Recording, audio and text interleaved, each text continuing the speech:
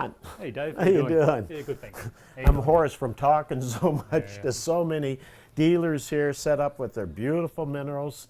This is one of the talk of the shows, is this Azurite selection of large Azurite crystals from Tsumeb, I believe. This is pretty well a missing pocket or a missing find, possibly from the Sam Gordon pocket, but certainly an adjoining pocket.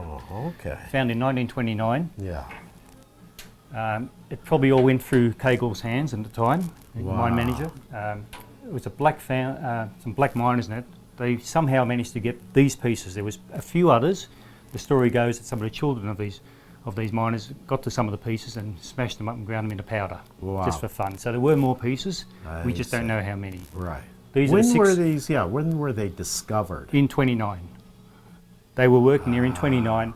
1929. And there was a Swiss person whose family we later on got to know. Yes. And they had all the history about these pieces. They knew the family that took them out, put them in their house for quite a number of years.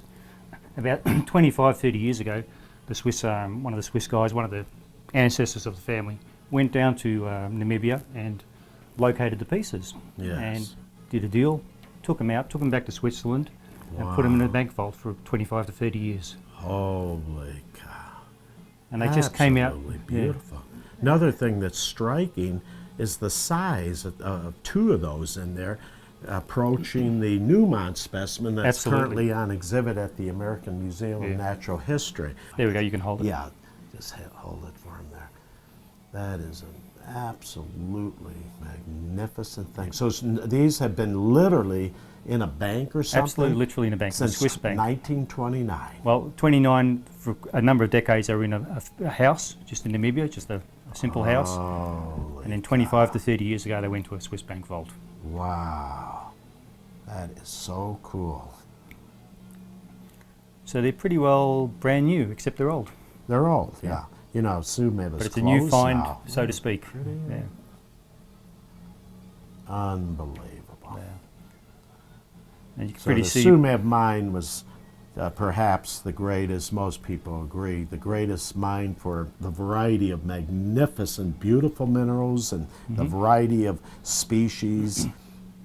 And that's just certainly some of the best extraordinary Azurites thing. ever, and this is certainly just up there as one tremendous. of a great piece. Yeah, so You can just have a to look at show, it. yeah, just to show what the different various, and you wonder why it's all frosted. They've often got a matte finish on one side and then a very lustrous finish on the other. Yeah, and that's different. I haven't seen that like that.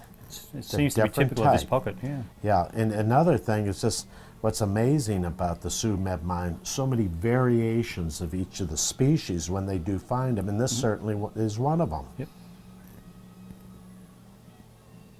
Absolutely, this is double terminated, that crystal right there, it's all double terminated. That is just so interesting. Well, I have to congratulate you landing that, because Azurites is one of the most popular minerals in the hobby. Everybody likes Azurite. From Tsumeb, from Bisbee, you name it, different localities throughout the world. Now you have another unusual thing here that I can't believe what I'm looking at. You've got somebody's shoe. Yep. The shoe you wear, it's really for real. It's unbelievable. It's probably the most talked about piece I have in this room. It's trapped into a matrix of gypsum or selenite crystals, something you see in the Salton Sea area or something, but it's a pretty color blue. We found it several months ago. It would appear that somebody was walking across the Salt Lakes some years ago, whether it was 2, 3, 5, 10 years ago, lost their shoe. Yeah.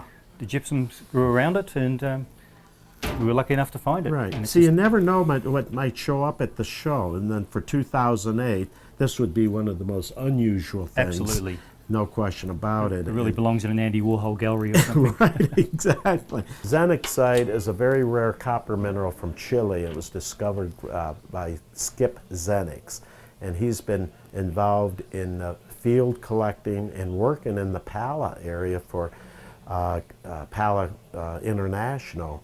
Ed Sabota and Bill Larson, and he worked in some of the mines there on the Queen Mountain that belonged to Ed Sabota, the Tourmaline Queen, the Stewart Lithium mine, and Skippy he got another job or retired or went into his own business, and he went down to Chile and did some work for various people down there, and he was doing some prospecting, and he came across this Xenic site. So what I'm going to do is pull this out. Yep.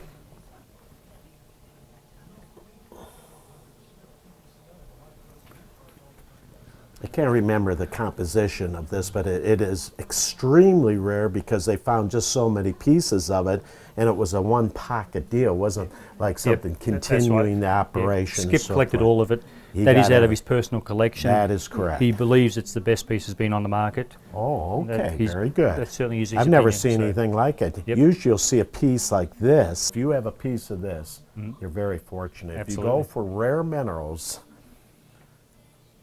and beauty, that's about the ultimate. So you have an exceedingly rare mineral from the Earth's surface being in one locality, one pocket, and Skippy Xenix removed all of it. It was his find and was named after him. Correct. So you have one fine specimen here. And it's very lucky to have that now because every one of them disappeared. You just That's can't right. get them. You don't see this stuff for sale. But I really congratulate you. on Fortunately, landing this that. piece was held back, and I managed to negotiate with Skip, and here it is. Wow, fantastic, Ron. I want to thank you. You Thanks did a a lot, Dave. fine job. Appreciate Appreciate it. it. Keep You up too. the good work. Okay.